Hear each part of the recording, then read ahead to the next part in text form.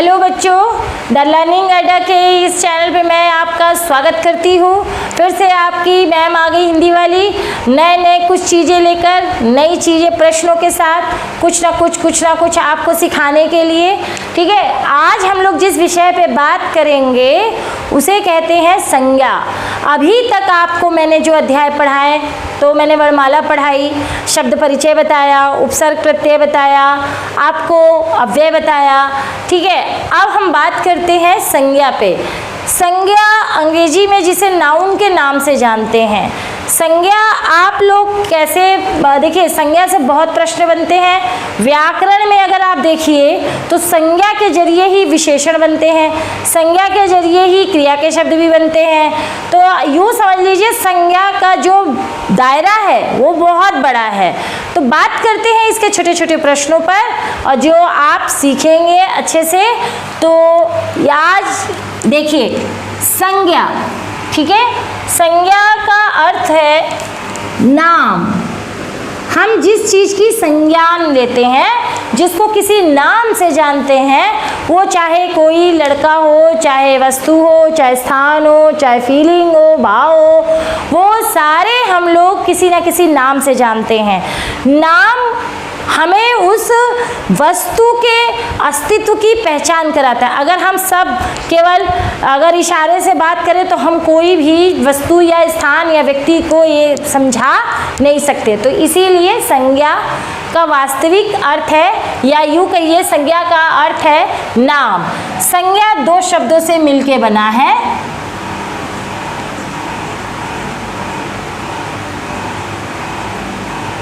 सम plus ज्ञा, ठीक है, तो ये समझ में आ गया होगा।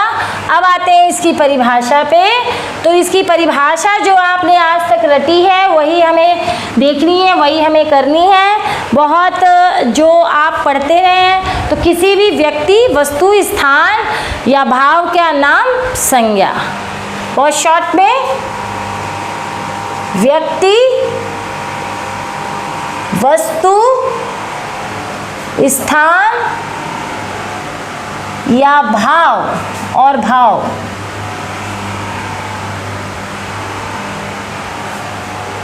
व्यक्ति, वस्तु, स्थान और भाव का नाम संज्ञा। सभी को ये परिभाषा बहुत छोटी सी समझ में आई होगी। वो कोई भी व्यक्ति हो सकता है। व्यक्ति का मतलब आप ये यहाँ पे केवल आदमी औरत मत लगाइए, यहाँ पे आप पशु, पक्षी, जीव, जंतु, व्यक्ति में ये कोई भी चीज़ आ सकती है, याद रखिएगा। और यहाँ व्यक्ति का मतलब केवल जीवित ही नहीं, और भी चीज़ें, जैसे मान लीजिए आप व्यक्ति में पर्वत, पहाड़, वो सब कैसे देंगे वो मैं बताऊँगी। वस्तु में जितनी निर्जीव चीज़ें होती हैं उसकी काउंट होती है, वो प्राकृतिक भी हो सकती है, कृत्रिम भी हो सकती है। स्थान में जो आप जगह होता है, जैसे कानपुर शहरों के नाम, या मान लीजिए गांव, कस्बा, कोई भी, तो इनका नाम आता है। और फीलिंग यानी भाव में आपका आता है जो मन के हमारे उठते हुए विचार, भाव होते हैं। क्रोध होता है, दया, ईर्ष्या, ठीक है, लालच, सुंदरता, ये सब ऐसी चीज़ें हैं। तो आपको मैं ये सब बताऊंगी। तो ये परिभाषा सबको समझ में आ गई होगी कि व्यक्ति, वस्तु, स्थान और भाव का नाम ही संज्ञा होता है। अब बेटा इस पे बात करते हैं इसके भेद पे। भेद पे बहुत विद्वानों में मतभेद रहा है। अलग अलग किताबों में कई जगह 2 प्रकार के मिल जाते हैं, कई जगह 3 प्रकार के मिलते हैं, कई जगह 5 प्रकार के मिलते हैं। बच्चे हमारे पास प्रश्न लेकर आते हैं, मैडम हम क्या सही करें? तो एक बात याद रखिएगा, कोई भी चीज़ परिवर्तन मांगती है और परिवर्तन ही उसका वास्तविक रूप होता है। जैसे हमारे पास 10 मूल कर्तव्य थे, या जो हमारे संवैधानिक जो नियम है वो सारे चेंज होकर नए नए रूपों में हमें दिख रहे हैं। पिछला वाला हमने छोड़ दिया है, लेकिन उनको भी हम लोग देखते हैं। ठीक उसी तरह से संज्ञा के भेद पे भी जो आयोग ने निश्चित कर दिया है, बेसिक शिक्षा जो आपका देता है पाठ्यक्रम, उसके हिसाब से जो उसने सही किया है उसी को हम शिक्षक पढ़ाते हैं। तो आप संज्ञा के 5 भेद बताएंगे। कौन कौन से होते हैं वो देखिए।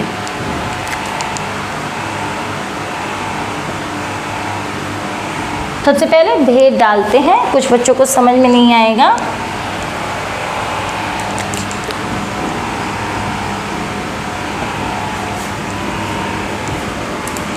ठीक है, आप यहाँ पे हमेशा आंसर 5 लगाएंगे। कब 3 लगाएंगे, कब 5 लगाएंगे वो भी बताऊंगी थोड़ी देर में, रुक जाइए।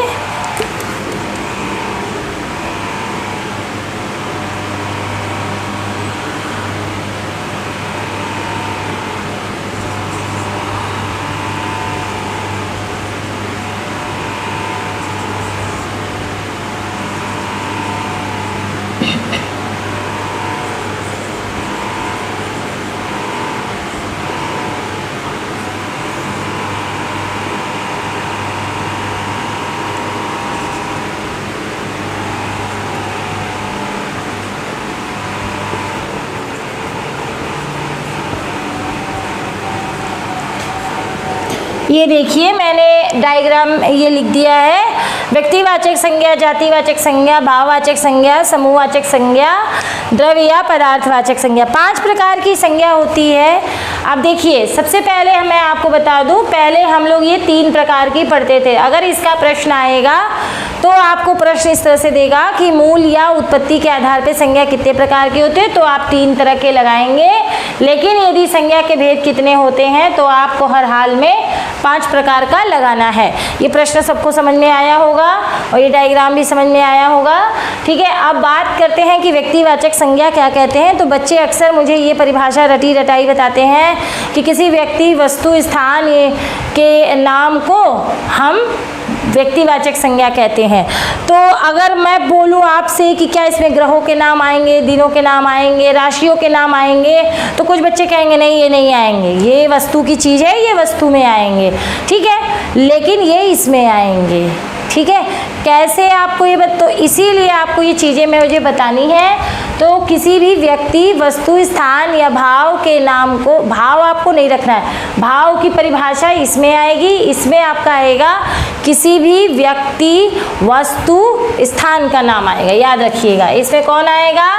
व्यक्ति, वस्तु और स्थान। ठीक है, जैसे मान लीजिए राम, अगर मैंने कहा राम स्कूल जाता है, ठीक है, अब मैंने कहा कि सोमवार, कल सोमवार है, या मैंने कहा कि जैसे मान लीजिए भारत एक अच्छा देश है, तो इस तरह की चीज़ें जब हम बताएंगे तो वो किस में आपका जाएगा, कौन सी संज्ञा कहलाएगी? व्यक्तिवाचक। ठीक है, अब आते हैं जातिवाचक पे, बात करते हैं जातिवाचक क्या है। जातिवाचक संज्ञा की परिभाषा बतानी ही बहुत कठिन है, क्योंकि जातिवाचक की परिभाषा किसी किताब में है ही नहीं है। ठीक, जातिवाचक की परिभाषा आप स्वतः समझ सकते हैं। जब निश्चित गुणों के आधार पर हम किसी समूह को निर्धारित कर देते हैं तो वो जाति कहलाती है। जैसे मान लीजिए हमने कहा कि इस कक्षा में बच्चे केवल लड़के बैठेंगे, तो आपने यहाँ पे लड़का शब्द जो प्रयोग किया उसमें कहीं लड़की वाले गुणों वाले लोगों को आप नहीं रख रहे हैं, तो आप यहाँ पर कौन सी जाति लाके रख रहे हैं? लड़का। तो यानी जब हम किसी गुण के आधार पर समूह को व्यक्त करते हैं तो उसको हम लोग जातिवाचक संज्ञा कहते हैं। इसमें कौन कौन से शब्द आते हैं? तो बहुत सारे आते हैं। इसमें व्यक्ति आ सकते हैं, बहुत सारे फलों के नाम आ सकते हैं, बहुत सारी चीज़ें, वस्तुओं के नाम आ सकते हैं जैसे। लेकिन जाति की एक अच्छी खूबी ये है कि उसके अंदर भेद के अंदर भेद होता है। तो ये आपको आगे की कक्षाओं में बताया जाएगा। अब आते हैं भाववाचक। ठीक है, भाववाचक आपका क्या है?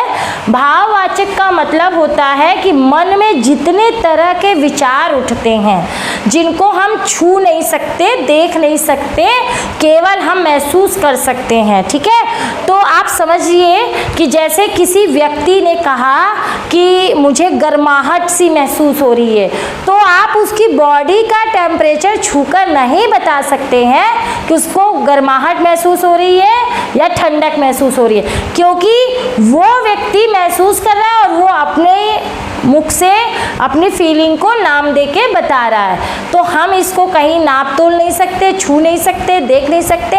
अगर हमें फील होगा तो हम बोलेंगे, सामने वाले को फील होगा तो सामने वाला बोलेगा। यानी भाववाचक शब्द वो होते हैं जो छुए और देखे नहीं जाते, केवल स्वतः अनुभव किए जाते हैं या हम अनुभव कराते हैं। तो ये परिभाषा समझ में आई होगी। उसके बाद समूहवाचक पे आ जाइए।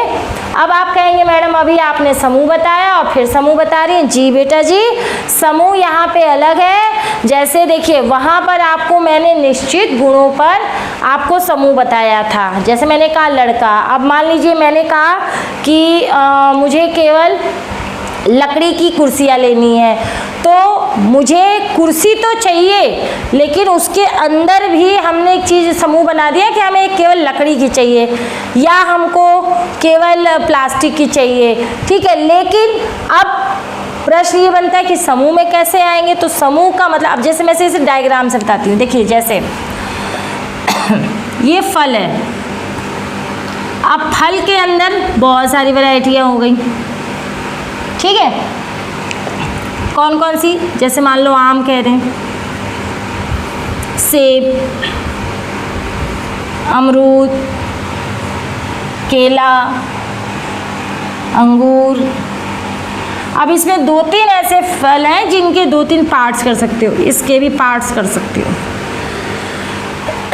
इसके भी कर सकते हो, इसके भी कर सकते हो, ठीक है। इसके भी कर सकते हो, इसके भी कर सकते हो। मतलब ये आपका जातिवाचक, ये भी जातिवाचक, ये भी, ये भी, ये भी, ये भी, ये भी, और इसके अंदर जो पार्ट्स आएगा वो व्यक्तिवाचक। लेकिन अब जैसे अगर हमने कहा खाद्य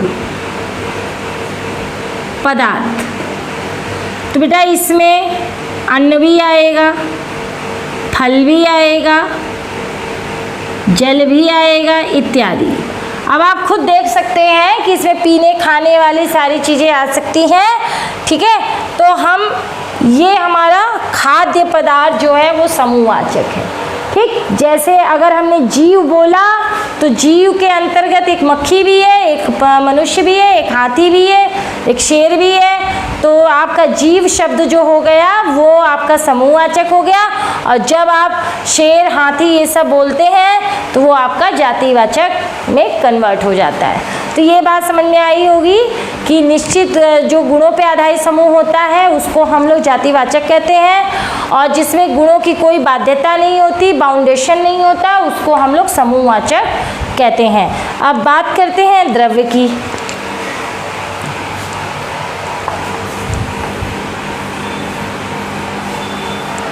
अपने कमेंट्स मुझे ज़रूर लिखिए, बताइए, ठीक है। क्योंकि यदि आपने ये चीज़ें नहीं की तो आप मेरे तक नहीं पहुंच पाओगे, यानी मुझे पता नहीं चलेगा कि आप कितना पढ़ रहे हो, कैसे पढ़ रहे हो।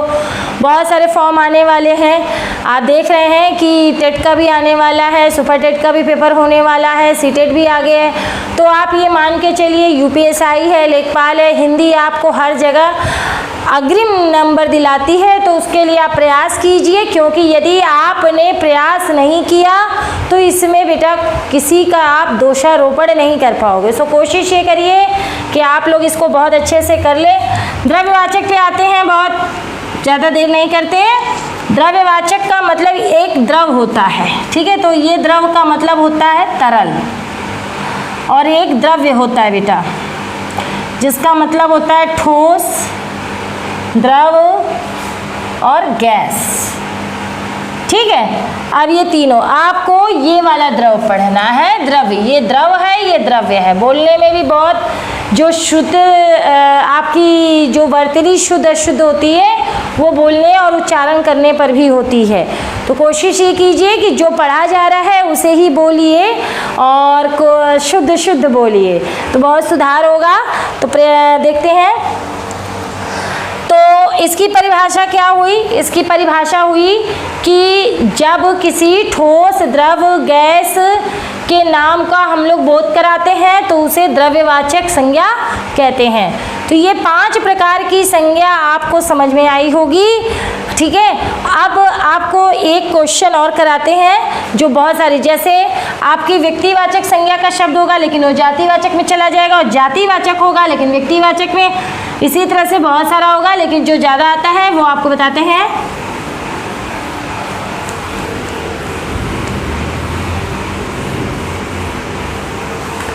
एक वाक्य लिखते हैं जो टेट में और लेखपाल में कई जगह पूछा जा चुका है। देखिए, जैसे देश में जयचंदों की कमी नहीं है।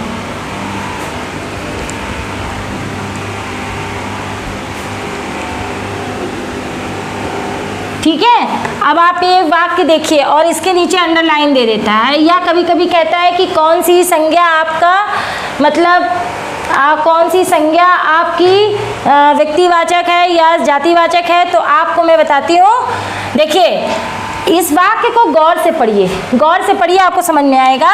देश में जयचंदों की कमी नहीं है। क्या जयचंद नाम के बहुत सारे लोगों की बात हो रही है? नहीं, बिल्कुल गलत। यहाँ पर जयचंद एक ऐसा हुआ था जो गद्दार था, और उस गद्दार के नाम को प्रतीक के रूप में वाक्य में इस्तेमाल किया जा रहा है, प्रयोग किया जा रहा है। तो यहाँ पे जयचंद गद्दारों के प्रतीक के रूप में प्रयोग किया जा रहा है, यानी केवल जयचंद के नाम के अंदर गद्दार आएंगे, जो देशघाती है वो आएंगे। ठीक, तो क्या वाक्य का अर्थ पूरा निकला? देश में गद्दारों की कमी नहीं है, देशद्रोहियों की कमी नहीं है। तो यहाँ पे ये शब्द क्या था? व्यक्तिवाचक, लेकिन क्या प्रदर्शित कर रहा है? जाति को। जाति का मतलब समूह को प्रदर्शित कर रहा है। तो आप ये देख सकते हैं, समूह को ये प्रदर्शित कर रहा है। ठीक है, तो इसलिए ये व्यक्तिवाचक होकर भी जातिवाचक में बदल गया। तो आपने ये समझ लिया होगा। अब एक और आपको दिखाते हैं इसी तरह का उदाहरण।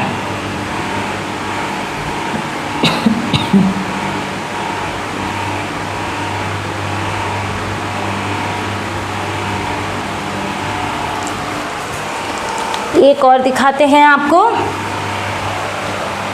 देखिए आजकल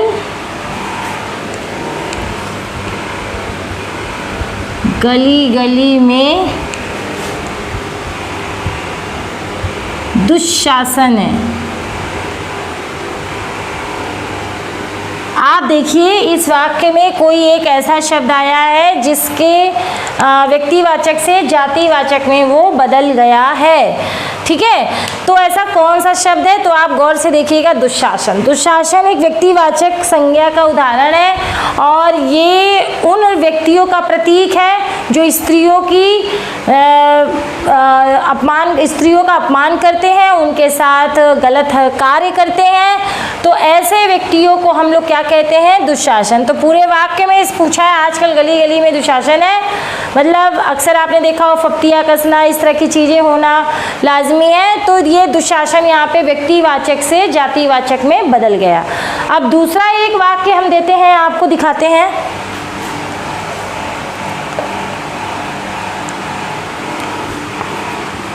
पंडित जी देश के प्रथम प्रधानमंत्री थे।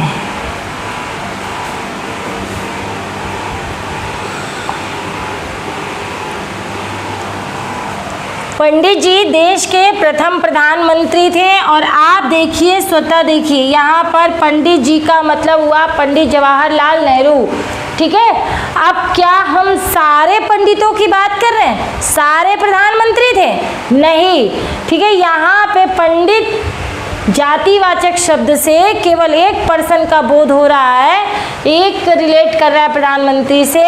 कौन? पंडित जवाहरलाल नेहरू। यानी जैसे आप कहते हैं कि बहन जी की बड़ी अपरंपार दया है, तो यहाँ बहन का मतलब दुनिया की सारी बहनें नहीं, यहाँ पे बहन जी एक प्रतीक बन गया है। किसका प्रतीक बन गया है? जो बहन जी शब्द सम्मान के लिए प्रयोग किया जाता है, मायावती, सुश्री मायावती। तो कुल मिला के आपने देखा कि जातिवाचक संज्ञा व्यक्तिवाचक में, व्यक्तिवाचक संज्ञा जातिवाचक में बदल सकती है। ठीक है, और यही इसी तरह के वाक्य आते हैं, आपसे वहाँ प्रश्न पूछता है कि इसमें जातिवाचक कौन सा है, इसमें व्यक्तिवाचक कौन सा है। तो आप पूरे वाक्य पे उत्तर देंगे, ना कि सिंगल शब्द पे।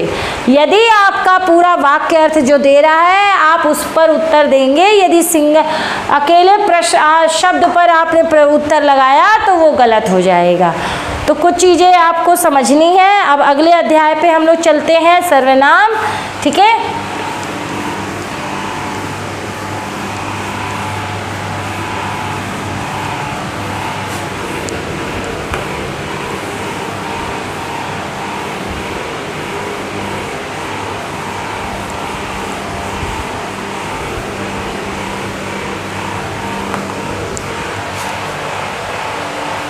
सर्वनाम। जैसा कि आपको आइडिया हो गया होगा, सर्वनाम यानी सबका नाम। ठीक है, और ये दो शब्दों से मिलके बना है, सर्व प्लस नाम।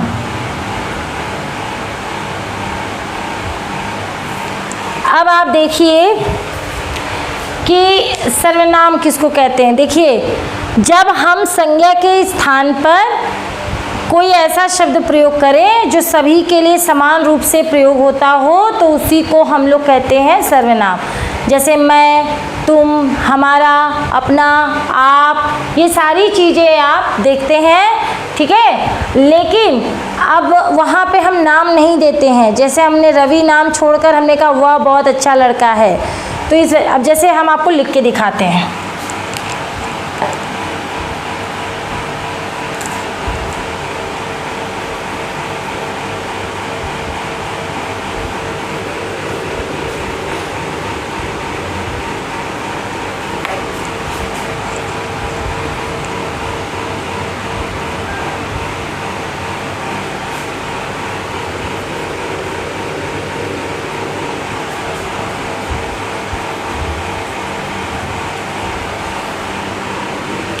अब आप देखिए, राम की जगह मैंने यह और वह का प्रयोग किया है, तो आप इसे देख सकते हैं कि मैंने संज्ञा की जगह यह वह का प्रयोग किया और यही सर्वनाम कहलाता है।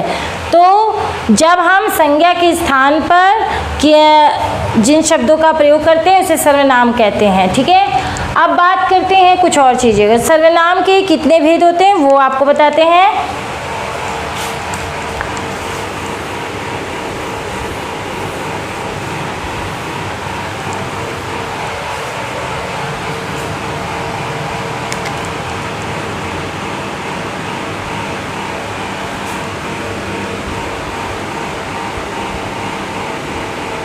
छह होते हैं। ठीक है, वो भी दिखाते हैं आपको।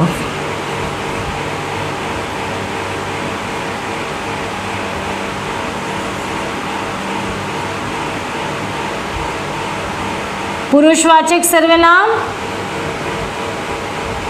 निश्चयवाचक, अनिश्चयवाचक,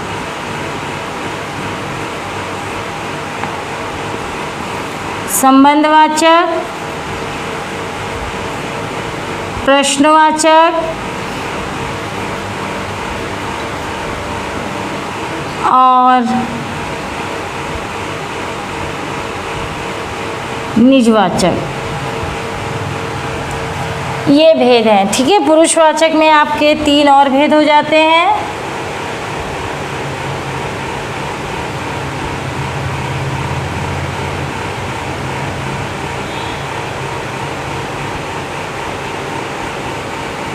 अन्य पुरुष। ठीक, आपने ये देखा कि सर्वनाम के भेद 6 होते हैं। पुरुषवाचक सर्वनाम, निश्चयवाचक सर्वनाम, अनिश्चयवाचक सर्वनाम, संबंधवाचक, प्रश्नवाचक, निजवाचक और उत्तम पुरुष, मध्यम पुरुष, अन्य पुरुष। यहाँ पुरुष किसे कहते हैं तो मैं आपको बताऊँ, कर्ता को पुरुष कहते हैं। ठीक है, यहाँ पुरुष का मतलब पुल्लिंग से नहीं है, यहाँ पुरुष का मतलब है आपका पुरुष यानी कि कर्ता। तो कर्ता हमारा कितने प्रकार का होता है? 3 प्रकार का होता है। जब कोई व्यक्ति केवल अपने बारे में बात करने के लिए कोई शब्द प्रयोग करे, जैसे मैं, हम, हमारा, हमको, मुझे, मैंने, तो वो आपका उत्तम पुरुष में जाता है। जब कोई व्यक्ति अपने सामने वाले के लिए कोई शब्द प्रयोग करे जिसके लिए तुम, तुम्हारा, आप प्रयोग करे तो उसको हम लोग मध्यम पुरुष कहते हैं। और जब कोई व्यक्ति किसी ऐसे व्यक्ति के बारे में बात करे जो किसी कहीं और हो, लेकिन यहाँ पर बात कर रहे हैं उसके लिए, तो जिसके लिए वह, ठीक है, वे, उन्हें, उनको, तो हम लोग इसकी बात करते हैं अन्य पुरुष। ठीक है, तो ये बात समझ में आई होगी आपको। पुरुष, सबसे पहली बात जान लीजिए, पुरुष का मतलब पुल्लिंग नहीं होता है, कर्ता होता है। ये कर्ता के भेद होते हैं, ये आपको बहुत कम समझ में आते हैं किताबों से, क्योंकि यहाँ पे कभी टीचर बताता ही नहीं है कि पुरुष किसको कहते हैं। पुरुष से आप लोग अंदाज़ा लगाते हैं पुल्लिंग व्यक्ति, जिस तरह से जैसे हम रमेश कह दें और गोपाल कह दें, नीरज कह दें, नहीं, यहाँ पर हमें उससे मतलब ही नहीं है। कर्ता कोई हो सकता है, एक स्त्री हो सकती है, एक बालिका हो सकती है, एक पशु हो सकता है, एक जीव हो सकता है, कोई भी हो सकता है, तो इसलिए ये याद रखिएगा। अब आते हैं निश्चयवाचक सर्वनाम की तरफ। निश्चयवाचक सर्वनाम, निश्चयवाचक सर्वनाम जो आपका है वो आपका क्या है? तो निश्चयवाचक सर्वनाम का मतलब होता है कि जब हम किसी व्यक्ति, वस्तु, स्थान या भाव की निश्चितता का बोध कराने के लिए जो शब्द प्रयोग करते हैं उसे हम लोग निश्चयवाचक सर्वनाम कहते हैं। जैसे हमने कहा कि वह किताब, जैसे हमने कहा वह किताब अच्छी है, ठीक है। और जैसे हम लोग और भी बहुत सारे बोलते हैं, इसे दे दो, उसे बुलाओ, तो इस तरह के जब हम शब्द कहते हैं तो वो हमारा आ जाता है निश्चयवाचक। निश्चयवाचक अधिकतर निर्जीव वस्तुओं के लिए प्रयोग किया जाता है। अब अनिश्चयवाचक में कुछ और कोई दो शब्द आते हैं। जैसे किसी भी व्यक्ति, वस्तु, स्थान या किसी भी चीज़ की अनिश्चितता व्यक्त करनी हो, निश्चित ना हो, तो उसे हम लोग अनिश्चयवाचक सर्वनाम कहते हैं। जैसे दाल में कुछ पड़ा है, मतलब हमें ये तो पता है कुछ पड़ा है, लेकिन क्या पड़ा है मैं नहीं पता, तो वो शब्द किस में आएगा? दरवाजे पे कोई आया है, तो इस तरह के ये सारे शब्द आपके आएंगे, ठीक है। अब आते हैं संबंधवाचक। संबंधवाचक में आपने देखा होगा दो शब्दों या वाक्यों को जोड़ने का काम किया जाता है। जैसे जो बोया बबूल सो आम कहाँ से पाए, जैसी करनी वैसी भरनी, तो इसमें आपका कॉम्बिनेशन दो शब्दों का बनता है। जैसे हम लिखते हैं जैसा वैसा, जैसा देश वैसा वेश, जैसी करनी वैसी भरनी, ठीक, जो बोया सो पाया, तो ये आपका किस में चला जाता है? संबंधवाचक में। कई प्रश्न इसके आते हैं, बहुत इंपॉर्टेंट है, इस पे आप काम कीजिए, क्योंकि अगर इस पे आप काम नहीं करेंगे तो ये चीज़ें आपको दिक्कत में लाती हैं। अब आते हैं प्रश्नवाचक। प्रश्नवाचक, क्योंकि आपको पता होना चाहिए, प्रश्नवाचक का मतलब होता है जो शब्द वाक्यों को प्रश्न का अर्थ प्रदान करें या प्रश्न का भाव पैदा करें, उन शब्दों को हम लोग प्रश्नवाचक कहते हैं। जैसे हम कहते हैं वह कौन था, ठीक है, या कहाँ रखा है, तो इस तरह के जितने शब्द बनते हैं या जितने भी आएंगे, आप यूँ कह सकते हैं अंग्रेजी के 5 हु, W, ठीक है, तो ये आपके जितने भी कब, क्यों, कहाँ, कैसे, ये सारे शब्द कहाँ आते हैं? प्रश्नवाचक में। निजवाचक का आपका आता है, निजवाचक का मतलब जब कोई कर्ता अपने लिए ही कोई शब्द अपनी स्थिति को बताने के लिए प्रयोग करता है दो बार अपने लिए, तो उसे हम लोग कहते हैं निजवाचक सर्वनाम। तो मेरे ख्याल से आपको ये सर्वनाम का अध्याय अच्छा लगा होगा। और निजवाचक का मतलब होता है जैसे मैं अपने आप चली जाऊंगी, वह स्वतः आ जाएगा, इस तरह के जितने भी वाक्य आपने देखे हैं, स्वतः, आप, ठीक है, अपने आप, ये सारे किस में चले जाएंगे? ये सब आपके निजवाचक सर्वनाम में चले जाएंगे। तो ये था आज की कक्षा में आपके लिए संज्ञा और सर्वनाम का अध्याय, ठीक है। अभी तक आपने क्रम से सभी चीज़ें पढ़ी हैं। वर्णमाला पढ़ी, शब्द परिचय पढ़ा, तत्सम तद्भव जिसमें आपको मैंने बताया था, आपने अगर अभ्यास किया होगा तो वो चीज़ें आपको समझ में आई होगी। उपसर्ग बताया, प्रत्यय बताया आपको, ठीक है, अव्यय बताया, और आज संज्ञा सर्वनाम की कक्षा आपको लिए लेकर आई थी। तो कोशिश ये कीजिए कि चैनल को आप लाइक कीजिए, सब्सक्राइब कीजिए, ठीक है, शेयर कीजिए, ज़्यादा से ज़्यादा बच्चों को ज़रूरत है। हिंदी में बेटा लोग कहते हैं कि कुछ नहीं है, लेकिन जब आप पढ़ने जाइए तो हर किताब कम पड़ती है। तो कोशिश ये कीजिए, मैं बहुत जल्द आपके लिए प्रैक्टिस सेट के बहुत सारे प्रश्न लेकर उपस्थित रहूँगी। कराऊंगी, ठीक है। और आप उस पर अपने कमेंट्स के ज़रिए, अपने विचारों के ज़रिए मुझे अवगत कराते रहिए। मैं ज़रूर देखती हूँ, मैं जवाब आपको चैनल पर आकर देती हूँ। इतनी दूर चलकर अगर मैं चलकर आई हूँ, अगर आपसे रूबरू हो रही हूँ, इस चैनल का थैंकफुल हूँ कि वो मुझे यहाँ मौका दे रहा है, ठीक है। सो आप इस चैनल पे बने रहिए। और आज की कक्षा इतनी, अगली कक्षा में हम दूसरा कुछ विषय लेकर पढ़ेंगे। तब तक के लिए